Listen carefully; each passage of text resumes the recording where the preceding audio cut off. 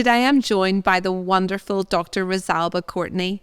Rosalba is an osteopath, breathing expert, author and teacher with a PhD in dysfunctional breathing and breathing therapy. With a wealth of knowledge, Rosalba has developed many programs about how to retrain your breathing in order to improve dysfunction in other parts of the body.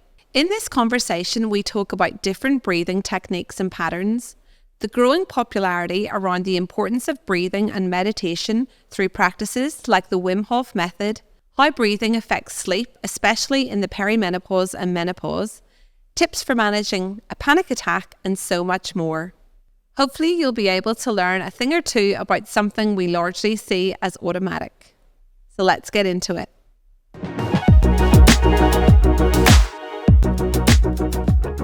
Rosalba, welcome to the podcast. Thank you so much for traveling up to be with us today. Yeah, my pleasure. I had a lovely drive. Oh, awesome. Yeah. Okay, that's great. Well, look, we're going to get into it. We're going to talk a lot about breathing, and breathing is your specialty. And I want you to tell me a little bit how you ended up going into that and taking a deep dive in there. Oh, yes. Okay. I hope it's an interesting story. So my background is that I'm an osteopath, and I'm also, I moved my way through lots of modalities of integrative and I guess what you might call alternative medicine, and always looking for answers for my patients. And I had a number of patients going back to the probably, late 80s, early 90s who had strange and bizarre symptoms. And I realized that it had something to do with their breathing. Can I tell a little story? Please do. Do you know one patient who had been referred to me by one of the GPs I was working with, and she said, there's something wrong with this guy's rib cage. He can't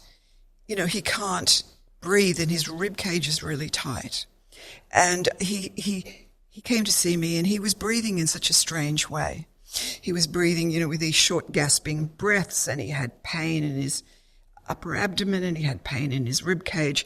And he told me that his problem was that he had inhaled a beetle up his nose, and so therefore he couldn't breathe.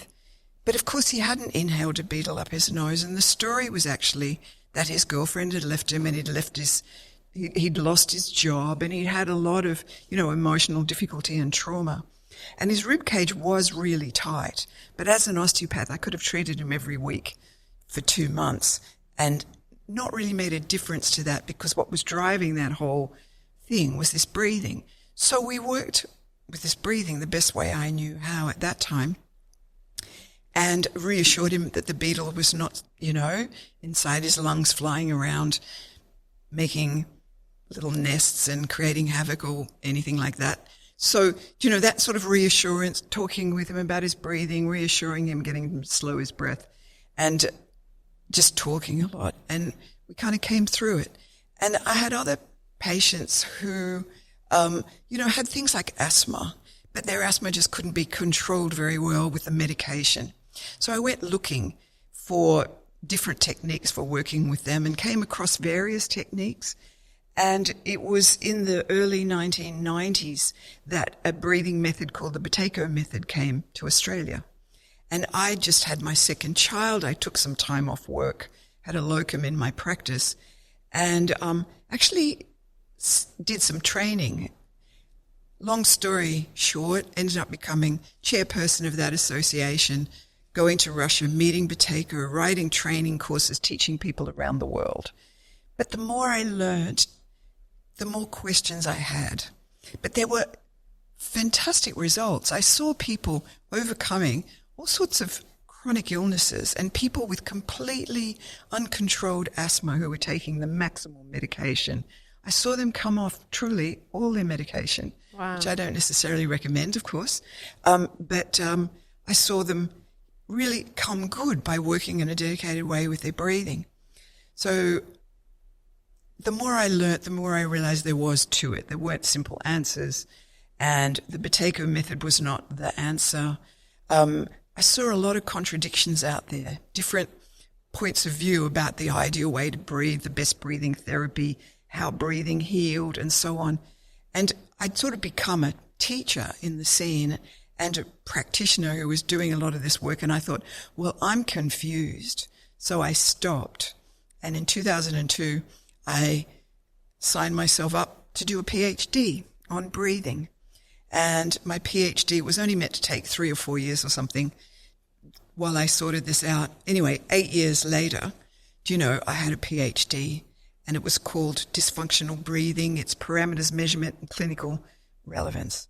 And that purpose of that PhD was to try to answer certain questions like, what's functional breathing? What's dysfunctional breathing? Why does breathing heal? And how do you, in a kind of structured and professional manner, as a health professional, really develop, a breathing program for a person that's evidence-based, but that combines, say, the art and the science. Anyway, so I think I came to something, at the end of that 8 years, and slowly I developed something I call integrative breathing therapy that I now do with patients, but I also train practitioners, around the world. Amazing. I love that you kind of put your hands up and halted whenever you felt that you weren't going in the right direction, and then did another deep dive. That's so good. Can I take you back like probably 5 steps? So yeah, sure. We all are born and take our first breath, and no one ever teaches us to breathe, or certainly no one's ever taught me how to breathe. It just seems to be something that is apparently innate to us all. Yes. And I hear people talking about nasal breathing and mouth breathing and abdominal breathing. And so can you just tell us, how actually are we supposed to breathe? How are we supposed to breathe? Yeah. The right way of breathing for you might not be the same as the right way of breathing for me. If we're healthy, yeah, sure, we should breathe nasally.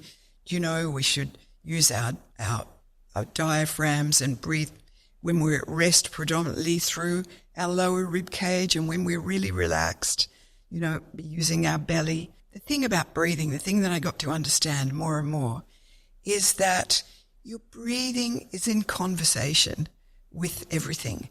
So your breathing is interacting with all the different systems of your body. And the way that you breathe is going to be, or the ideal way for you to breathe, will depend on what's going on with you. Okay, so, I don't want to make that sound complicated, but say, for example, mostly, you want people to breathe through their nose, because your nose has about 30 different functions. Communicates with your brain, it regulates the breathing system, warms, filters, humidifies the air, it helps the diaphragm to work. It's calming, it's clearly got heaps of advantages. Many people have learnt about this recently. So there have been a few popular books and so on, really pushing people always nasal breathe. So, and they say this is the functional way to breathe. But the thing is, if you're really obstructed in your nose as a child or an adult, and you have this thing about, I must breathe through my nose, it can actually make things worse for you. Right. Because your mouth breathing is a parafunctional behavior. You're breathing because you can't get enough air through your nose. So the ideal thing is to deal with the obstruction. Yeah, so we're talking about someone who's got like really bad allergies or chronic sinusitis, or a fractured nose that has... Exactly, completely deviated septum and so on. And so I've had people with anxiety and so on who have really been trying hard to breathe through their nose, and it's just made their anxiety worse. They come to see me and they're very surprised to have me say, well, let's just back off and not be so fanatical about breathing through our nose now. Let's work with this whole breathing system and figure out what's going on. But that being said, there's another side of it, which is that many people will go to an ENT. They'll have their pathology dealt with, they'll straighten out the septum, have surgery for the turbinates, work with their allergies, and they still can't breathe through their nose. Okay, and then that's because there's something functional going on. And that functional thing might be to do with stress and anxiety. It might have to do with the fact that they've got dysfunctional breathing. So they're hyperventilating.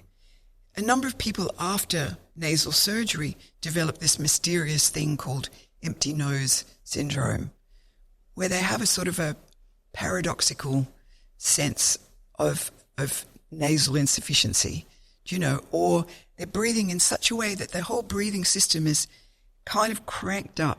So they feel like they can never get enough air. They can't take a satisfying breath. And the whole system's just off. And that's what we call dysfunctional breathing. So if you had someone who has just had nasal surgery for one of the above mentioned, yeah. Is it really because they have for such a long period of time not been breathing in this sort of, in inverted commas, normal way that it's like their brain doesn't know how to do it anymore? Yeah, exactly. That can happen. Because when you can't, breathing is so fundamental to life. It's probably the most important thing. And you can imagine how if at an early age, maybe even, soon after birth or in childhood or at some stage you haven't been able to get adequate air, and that's happened over and over and over again, it does something to the breathing system and something to the brain and nervous system in some cases.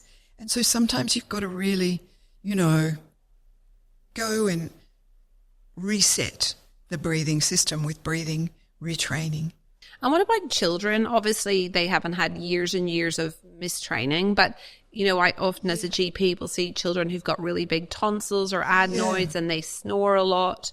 Are they candidates to have sort of training? Yeah, absolutely. Absolutely. Again, you've got to take care of the fundamentals. So if there's severe obstruction, that needs to be dealt with, whether that's coming from, there can be so many things that often it's a chain of events.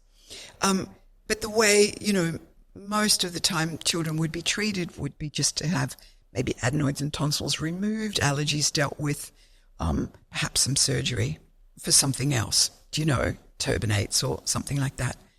But often, it's like the children will also benefit from having some breathing retraining as well. Yeah. So it's something that you work with children as I do. well? Yeah, I do. Okay. Yeah. Okay. And so when I'm thinking about breathing and probably just getting back to my very basic science, of course, we all just think about, it's oxygen. It's about bringing oxygen in and out of the body. But clearly it's so much more than that. It's the health and mood in general, chronic conditions that seems to be impacted by dysfunctional breathing. It appears to be more than just a oxygen issue. Is that right? Oh, absolutely. So I always say that breathing has primary and secondary functions. So the absolute primary function of breathing is just to give you oxygen, so that you can make energy, burn up your, glucose and fats and so on, and make energy, in the presence of oxygen. But then there's also about regulating carbon dioxide and regulating your acidity and alkalinity, your pH, which is a little more complicated, but so you breathe in oxygen, you breathe out CO2, but that CO2 is working with other systems in your body, kidneys, other, to regulate your pH. And then breathing's a pump. So it's a pump, it's a biomechanical pump that changes pressures, and those changes in pressure draw air in, but those changes in pressure also move fluids like lymph and blood, So that pump ends up affecting blood flow, blood pressure. It actually interacts with the heart to help in the regulation of the heart and blood pressure. And then breathing has these other secondary functions. It's involved with speech and vocalization, and this whole vocal apparatus very much intertwined with breath. And then breathing, all our muscles of breathing are also muscles of posture and movement. Your diaphragm will contract when you raise your arm. Your diaphragm is an important part of your core stability. And your diaphragm is working together with your pelvic floor and other muscles and simultaneously breathing and maintaining your posture and motor control. And then breathing is also a rhythm. It's a rhythm and a pattern. It's a rhythm and a pattern that helps to drive and influence other rhythms and patterns within your body. And that's not really that esoteric, really. There's been a lot of research about that, about rhythms, oscillations, and patterns. and frequencies. But anyway, that being said, some of the breathing techniques that you see out there, like they say, okay, there's an optimal rhythm and pattern of breathing called resonance frequency breathing, where you're breathing about 5 or 6 breaths a minute. And that particular rhythm and pattern of breathing helps other rhythmic patterns in the body to function more optimally. So you can use that rhythm of breathing called resonance frequency or coherence breathing to sort of help your whole body come into a little bit of a better harmony, But then again, you need to understand that you're not meant to be breathing like that all the time. That's how you breathe when you're going into a relaxation mode or rest and restoration mode like that. And then, breathing also, another way it's influencing oscillations in the body. If you think about peristaltic rhythm, it's like one way that's maybe helpful to think about breathing is it's like the conductor of an orchestra. Those other rhythms within the body can be regulated by breath, which then opens it up to being an incredible tool for healing. So are you thinking around the lines of like people who've got constipation, or are you thinking about those kind of peristaltic things? Or Yeah. And reflux. Right. Gastroesophageal reflux. Other types of dysmotility, within the gut. When a lot of people don't realize that the center of the diaphragm, its nerve supply is different, and embryologically it develops along with the digestive system, not the respiratory system. So the center of the diaphragm is where the esophagus goes through. It's innervated by the vagus, and it's actually 50% of our anti-reflux barrier. And that's why there's a number of research studies out there just showing that working with breathing exercises can really help some people. It's always complex, and there's never one solution for everything, but can help some people with reflux. Yeah, wow. As a GP, obviously you see a lot of people with reflux. Yeah. I'm one of them. And whenever you think about breathing, I always think of like Eastern practices of meditation and breathing, and that's been integrated into sort of Eastern philosophies of medicine for a long time, but it's been a kind of much newer interest in sort of Western medicine. It seems like breathing has kind of caught the imagination of people much more recently. Why do you think that is? I think there's another answer to that question, which is that breathing's always been in Western traditions as well, going all the way back to Hippocrates. Okay, interesting. He utilized breath, talked about breathing. The father of Western medicine is probably considered Galen, the great Roman physician. And he wrote this treatise called Hygeia, and within that he talked about the breath, the importance of using breath. There has been a European school of breathing therapy going back to, the period between the First and Second World War. There's a whole European tradition of breathing therapy. And also it's been part of voice, singing, and that kind of thing. And the East and West have blended. Yes. In more recent times. But also, when I was doing my PhD and I really looked deeply at what have people said about the breath, what research has been out there. And, it's been written about for quite a long time and utilized within medicine, really, not maybe that much, but from the late 1800s when, it was seen that soldiers coming back from the Civil War in the United States were developing strange breathing and heart symptoms. And in the UK, great British cardiologist Sir Thomas Lewis was working with men coming back from the First World War with strange breathing symptoms, strange heart symptoms, couldn't sleep, couldn't hold their breath, fatigued, and he wrote a book called On the Effort Syndrome and the Soldier's Heart. And he talked about, and his primary thing for helping these soldiers recover was, he said, you need to develop a balance of activity and rest. You need to restore normal sleep. You need to work with breathing. You need to teach them breathing. And so it goes to there. But in more recent times, I think really, I agree with you, it's kind of come into popular awareness really in the last decade perhaps, but maybe even really in particular in the last 5 years. When I was first doing my PhD, and I would tell people, oh yeah, but they'd say, what are you doing a PhD on? And I say, breathing, and they go, oh yeah. Interesting. That's interesting. They go, yeah, breathing's really important. And then they would, reference it back to what they'd heard in yoga and so on. But recently it's like people are going, oh yeah, you're meant to breathe through your nose and you're supposed to do this. And breathing can really affect, all sorts of things. And it can help, blood pressure, and it can. So I'm having very different conversations in the last few years. And I think that's got to be, there have been a number of popular books, that have come out. One of the ones that has become incredibly popular has been James Nestor's book, Breath.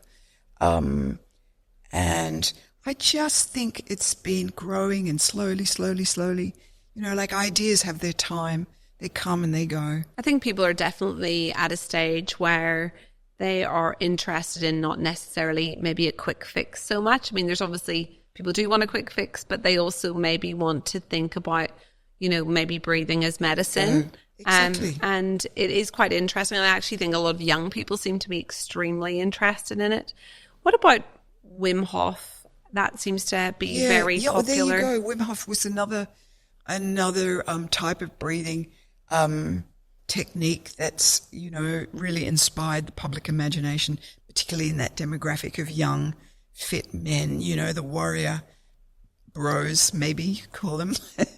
Yeah, I think that it just captured the imagination, It was like, oh my God, here's Wim Hof, this amazing guy who's broken all these records, and he's done things like, climbed to the top of Kilimanjaro in his shorts and, ran a marathon above the Arctic Circle and held his breath underwater. And a lot of that is the guy who really has a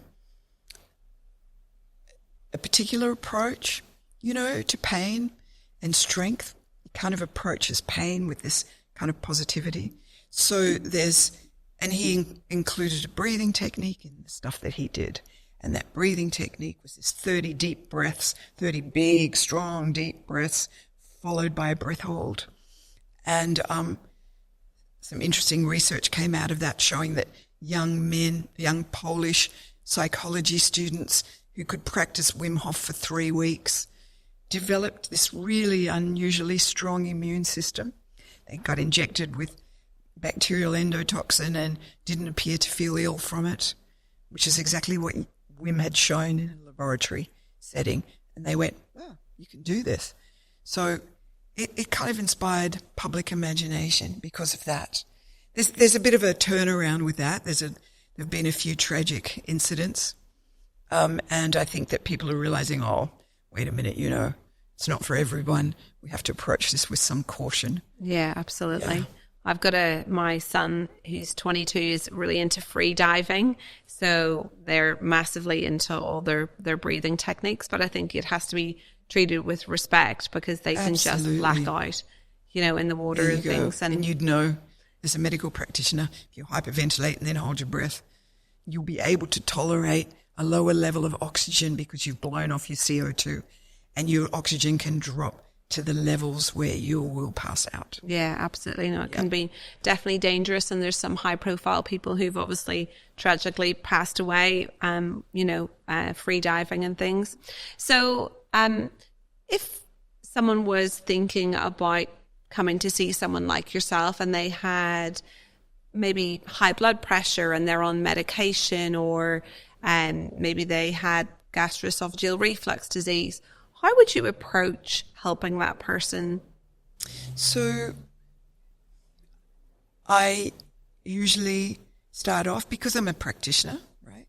So I try and, practice in the ethical way, which is that I take a really good history. I try and get the context of this thing that's going on, try and understand what the various causes might be, make sure that there's been, that person is someone I can potentially help, then the next thing I do is I measure their breathing. So I measure the 3 dimensions of their breathing, the first one being the biochemical. So I check that they're not hyperventilating. I measure their carbon dioxide at rest and under challenge to see how their breathing system is regulating its chemistry. Then I evaluate their breathing pattern, their diaphragm. I check to see if their diaphragm is too weak, whether they're hypertonic. I always check the lung function. And I'm looking for some people who've had problems with their breathing. They become hypervigilant and over-controlling of their breathing. And they start to catastrophize. Not catastrophize necessarily, but they can be hypervigilant. They're always watching their breathing and trying to figure it out and trying to breathe in a way that's right, which often ends up being wrong. So that's something. It's more rare, but it does happen. And some people are just they have very low interoception. They're not very tuned in or perceptive of their breath. So, and their anxiety and stress can be all caught up with their breathing. So I do an assessment and a history. It takes about an hour. And then out of that, if I'm going to work with them, I will develop a plan, protocol. I might refer them to one of my online, group practices, or I say, no, you should work with me individually. And then ideally what happens then is after a period of time, I would do a reassessment and see where they're at. And if they've improved, great. If they haven't, try and understand why, and then refer appropriately. So that's my, practitioner level integrative breathing therapy work. But then I also do work, sometimes I'll do group work and I'll do certain things, like I'll run workshops on, functional nasal breathing rehabilitation for people who maybe aren't getting the best results from medication, surgery and so on, or allergy treatment. Or just people who want to work with the nose, because nasal breathing exercises are very fun and satisfying, and they actually end up helping the whole breathing system. Or I have workshops like breathing for calm. I have breathing for sleep, which works with sleep disordered breathing and just people with insomnia. And then I might do small group programs for long COVID. So I'm just sort of making different offerings, trying to, operate in a way that's relevant, and not just the super bad breathers that can only need to work with me individually.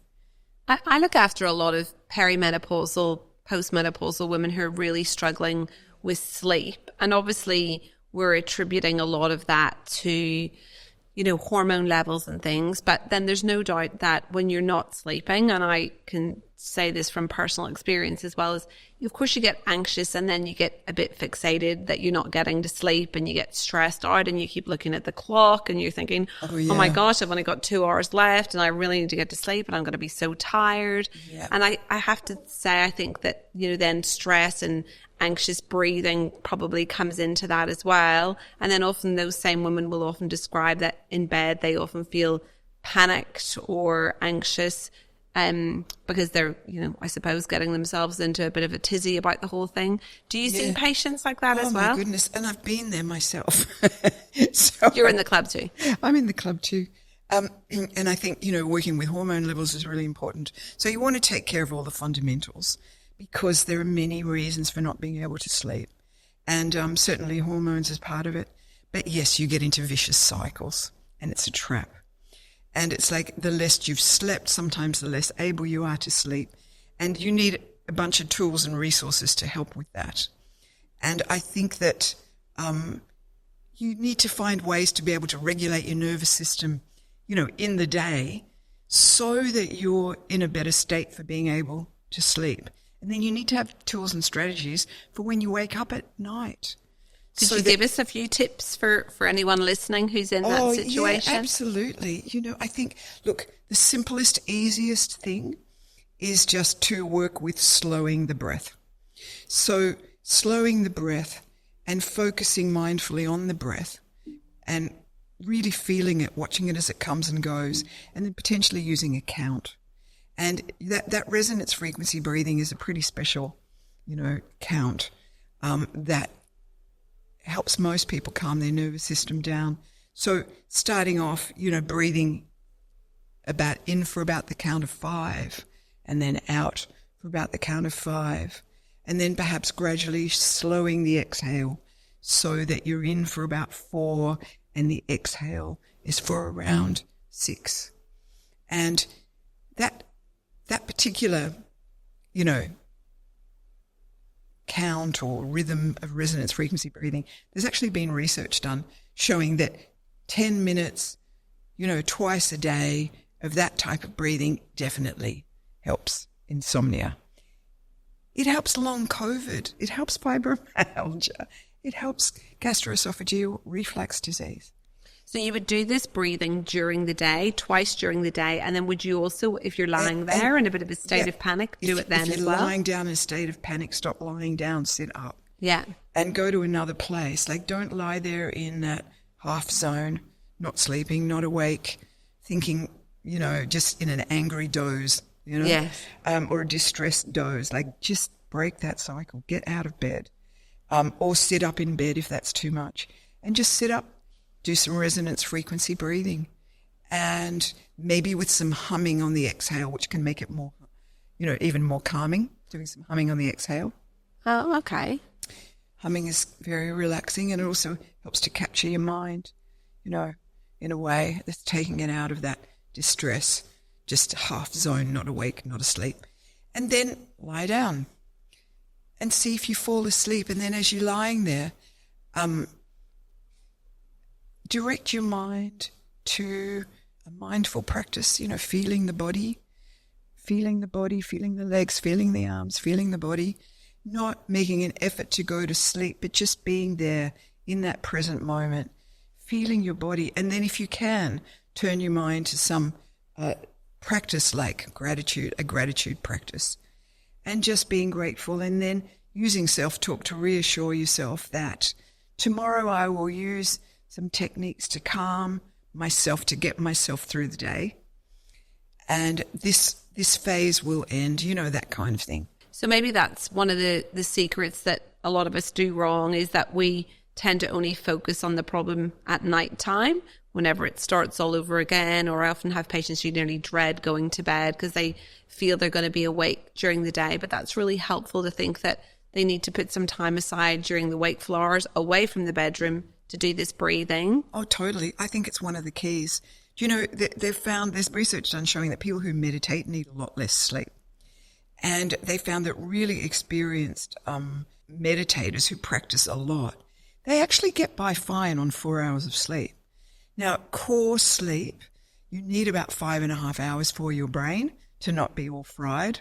Most of us like to get 7 or 8, but you'll get by with 5.5. And be okay. So that's an important thing to tell yourself. Well, if I get 5.5, I'm going to be able to function. And if I don't, well, then I'm going to have to do more, restful, mindful, relaxing things during the day to get through. And then I will get through this. I've gotten through it before. It's not going to kill me. I'll get through it again. And I'll use my other strategies and tools to help me. Yeah, absolutely. Talking about meditation, are you a meditator? Yep, I'm a meditator, but I half my meditation is breathing techniques because you get there quicker. I would love to be. I need to be a meditator. Everybody in this room knows that I need to be a meditator. I've got a very busy mind. I just don't seem to be able to do it. But I think that's why they call it practicing, because you need to practice. Oh yeah, absolutely. And honestly, breathing techniques, they give you a structure. And when I do my breathing for calm workshops, we don't learn one technique like resonance frequency. We learn a whole lot of them because, to be able to, you want to engage and occupy your mind in a way that you're not just caught up in default problem-solving, self-referential network, it's sorting out future problems, rehashing the past, or just pinging around, working it all out. Like you want to get your mind into that task-focused or more embodied place, because that really reduces cognitive load. And that's really what it's all about. I'm not very spiritual or religious. I'm really pragmatic, and I'm all about, like, we've got this one short life. Let's use it the best way we can. Let's just feel as good as we can, be the best person we can, do that as efficiently and quickly as possible, Yeah, amazing. So, Rosalba, another group of people I work a lot with are people who suffer from panic attacks. And whenever people are having panic attacks, obviously their breathing becomes part of the problem, but of course also becomes this absolute fear, because panic attacks are very scary and everyone's actually panicked at the thought of having another one. Yeah. And I would love your take on, if you have any tips for someone as to how to manage a panic attack in terms of their breathing. It's a bit like insomnia, isn't it? Yeah, absolutely. Yeah. You get into a vicious cycle of fearing it. Yeah. Absolutely. And a big part of it, like with insomnia, is overcoming the fear of it and having that self-talk, this too will pass. And you work, and it's the same sort of advice. You work on regulating your nervous system and your breathing, not just when you're having a panic attack, but, the rest of the day. You build structures and practices in your life for regulating and calming your nervous system. And panic attacks are really interesting, and there's so much interesting research about them because, they're intertwined with breathing, but it's almost like the big argument in academic circles: does the panic cause the breathing problem, or does the breathing problem cause the panic? Chicken or egg? Chicken or egg. But the thing is that people with panic disorder, they have an intolerance to carbon dioxide levels rising in their body. And so often people can have panic attacks. They can wake up in the middle of the night with a panic attack. They can have a panic attack when they're beginning to relax. It's not always stressful situation that will bring on a panic attack, but there is a dysregulation of core stuff to do with carbon dioxide and pH. And and it's almost like there's a sort of a storm going on in the brain and the nervous system, but dysregulation of breathing is there as a chicken and an egg thing. It's a cause and it's a consequence.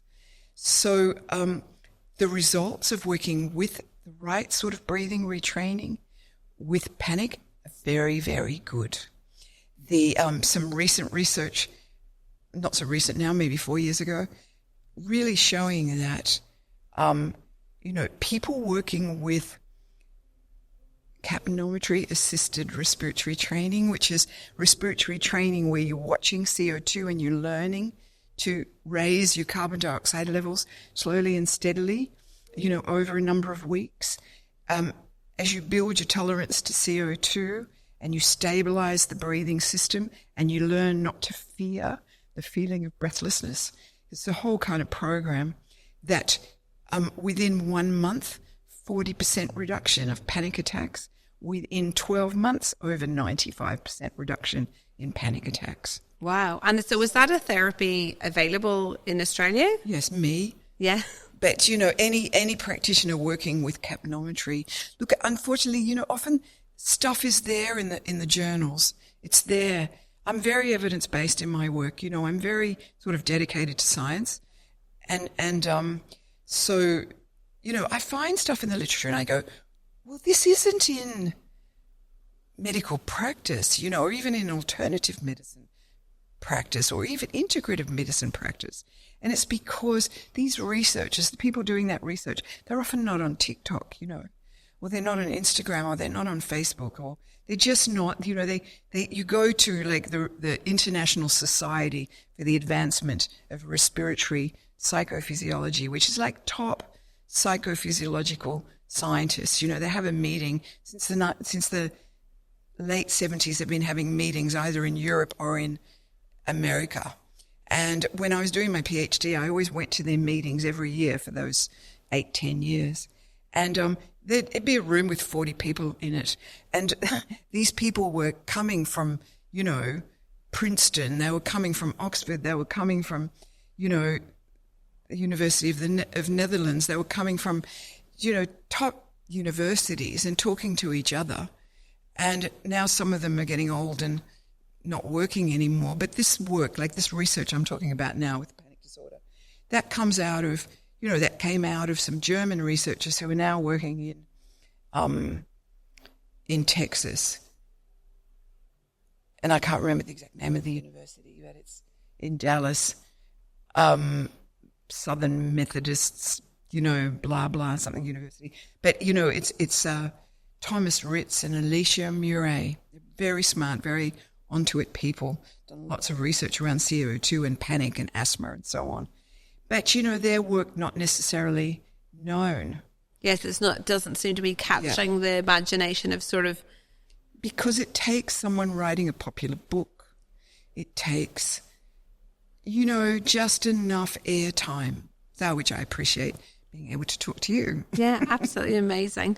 What about Rosalba's sleep apnea? Is that something that, obviously as a GP, we end up seeing people with sleep apnea. We're obviously concerned about their cardiovascular risk and, their risk of them crashing their car because they're so exhausted. And we end up going down the route of CPAP machines and things like that. But is there any kind of breathing retraining that those people would benefit from? They can play didgeridoo. You heard about that?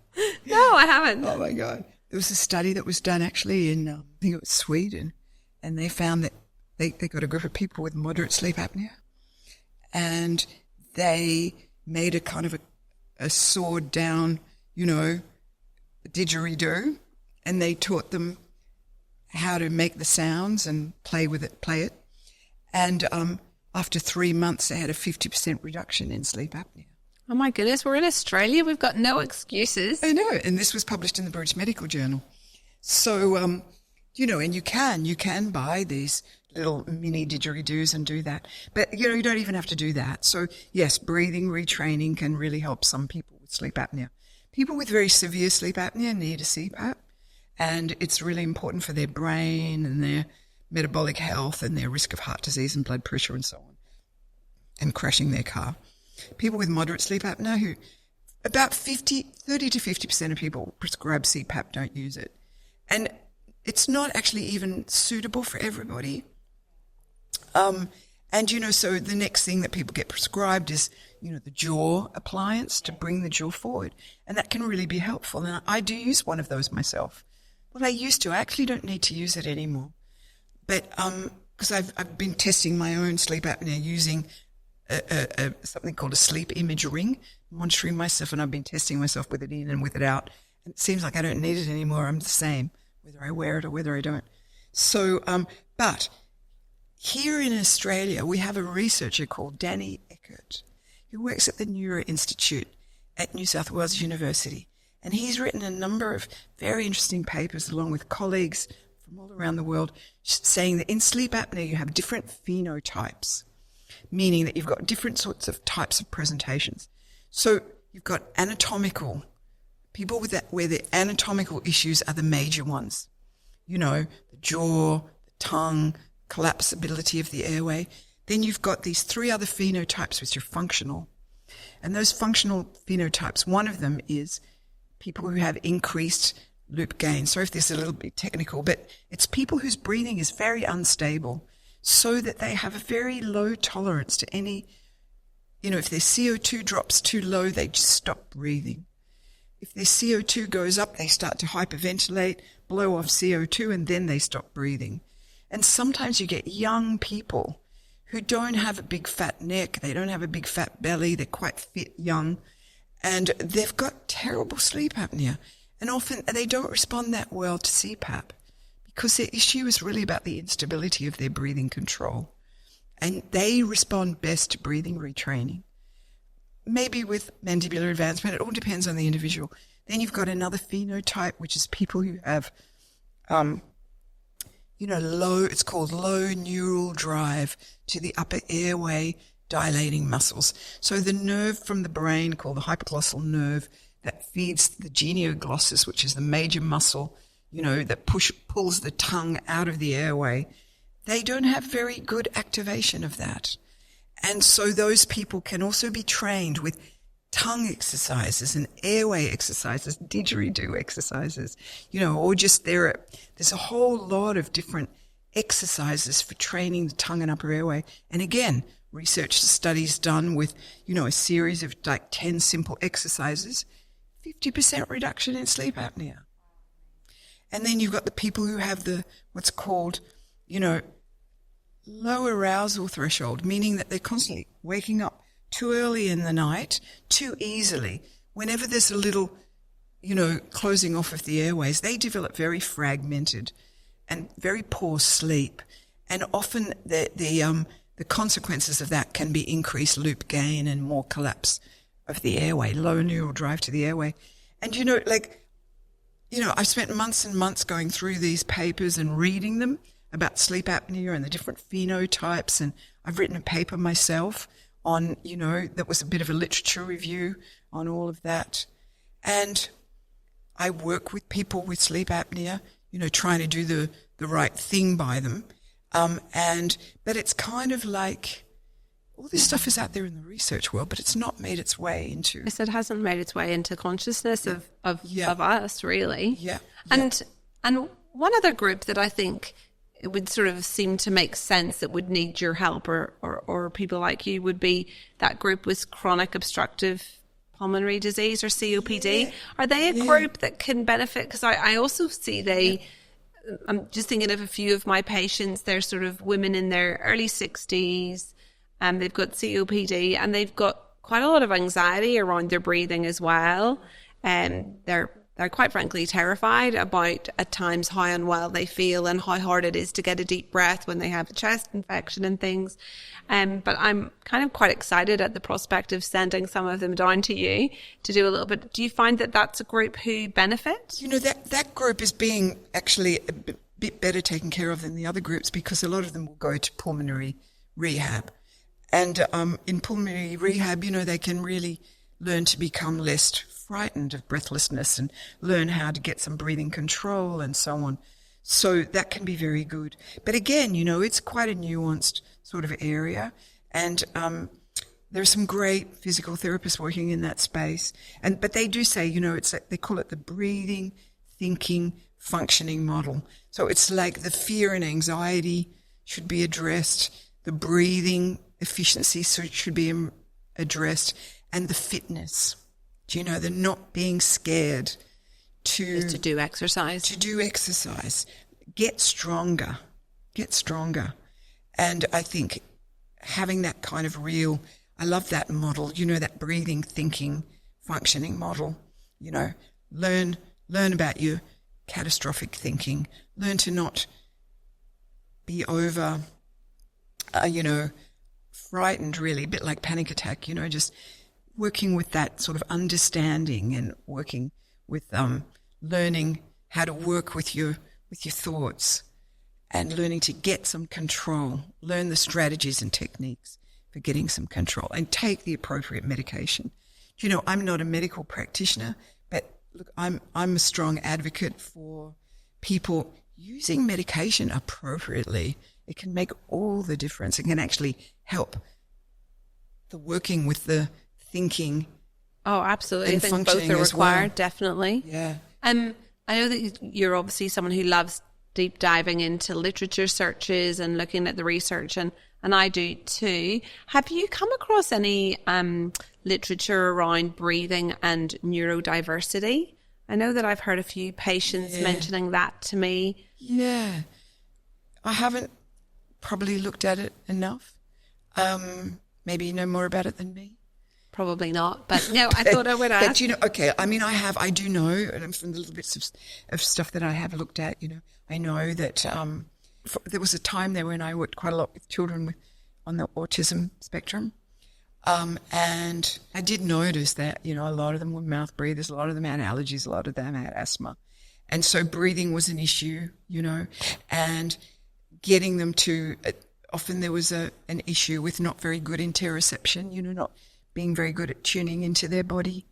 And so the way of working with breathing with them was often I'd get them into the water and we do lots of blowing bubbles into the water and learning to, and then learning to work with sound and breathing and about getting into the body, getting into sound, getting into rhythms and that sort of thing. I think it's a kind of a specialised way of working with I'm thinking just children, but of course there are adults who are neurodivergent as well. But I think that using breath, movement and sound for self-regulation is a majorly important thing. And one can get very creative, with how one does that. Amazing. I promise you I'm nearly finished with all my questions. I just wondered if you had any patient stories. I know you've already shared one with us, but do you have any other patient stories of people with chronic disease or with anything that you can remember that have benefited from changing their breathing? I have so many. I have so many.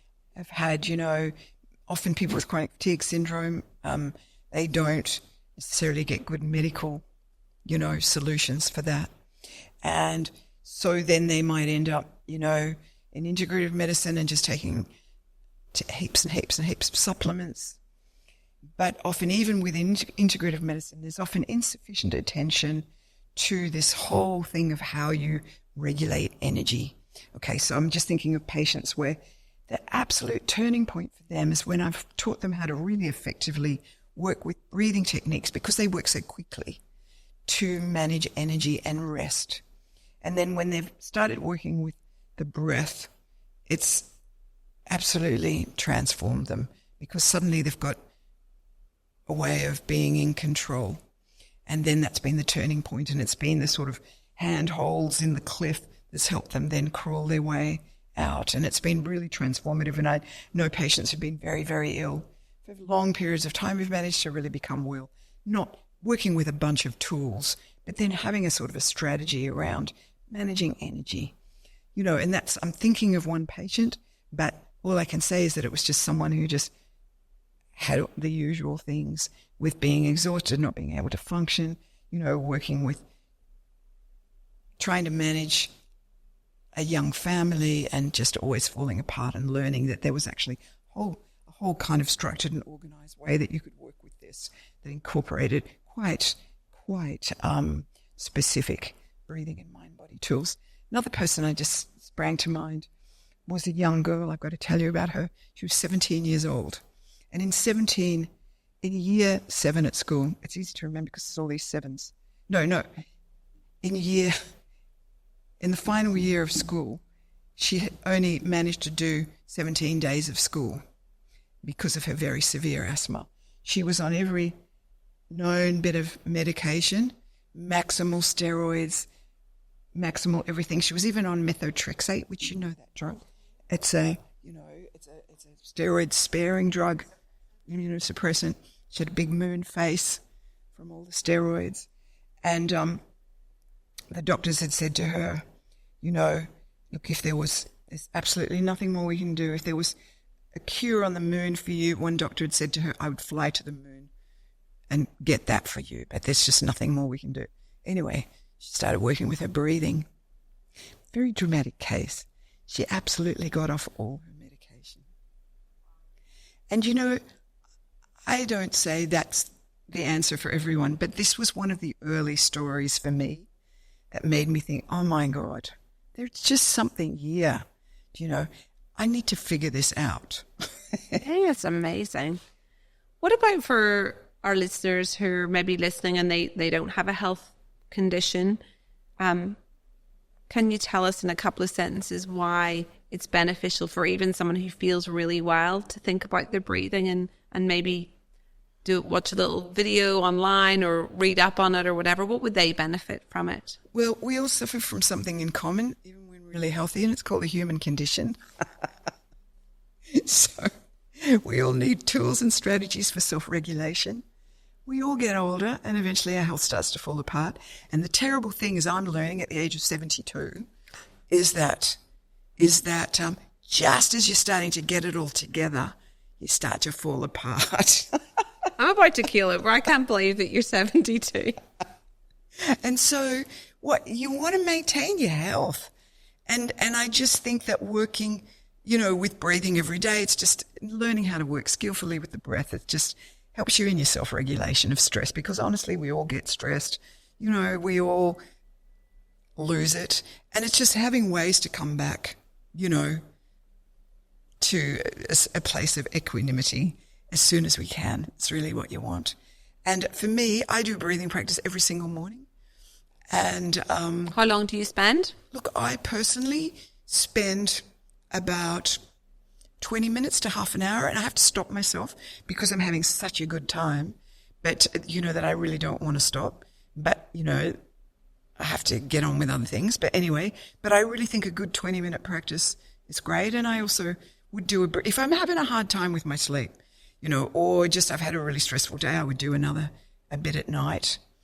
And if I do get insomnia, I'd wake in the middle of the night and do it as well. Okay, amazing. So if anyone listening would like to explore joining you in one of your courses, because I think, can you do it online as well? I do online courses from time to time, yeah, I do. Or they can travel down to, is it Avalon and Edgecliff? Avalon and Edgecliff. And I'm doing a few little short afternoon courses, the Breathing with Calm.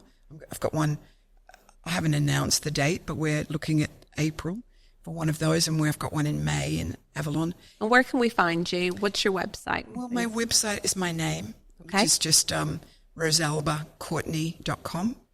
And, they can find me on Instagram at Dr Rosalba Courtney, Facebook, same. Amazing. Promise you it's the final question. You've obviously just told us that you're 72, which is amazing. Not till November, actually. Yes, don't make yourself older. Yes, day 71. Yeah, 71. What would you tell your 20-something self? Yeah. Tell myself not that much, because honestly, all the mistakes have been worth it. I love that. True. Yeah, you probably just have to go through it, don't you? I was having such a good time. But, I don't know. I just sort of think back with a big smile on my face about me in my 20s. I would say, you're going to make a lot of mistakes, girl, but you'll figure it out. Yeah, cool. I love it. So, Rosalba, you've been completely amazing. Is there anything that you feel that we haven't chatted about that you would love our audience to know about? Well, I just like them to know what a fabulous interviewer you are. Well, thank you. I'll pass you over the dollars later. And you've done a terrific job, and I really appreciate the opportunity to have this long, in-depth chat. It's been amazing. I've learned so much. I've so enjoyed it, and I really know the audience are too. Thank you so much. Thank you so much. So I know this podcast is literally all about you, and I'm always racking my brain trying to think of what else I can do to have useful conversations. But could you possibly do something for me? It would help me and the podcast so much if you would hit that follow button. So whether you're listening on Apple, Spotify, or any other platform, or watching on YouTube, please follow or subscribe, as it'll allow me to keep going and hopefully helping you. This podcast and any information, advice, opinions, or statements within it do not constitute medical, healthcare, or other professional advice. Information is provided for educational and entertainment purposes only. If you have any health concerns, always consult your doctor.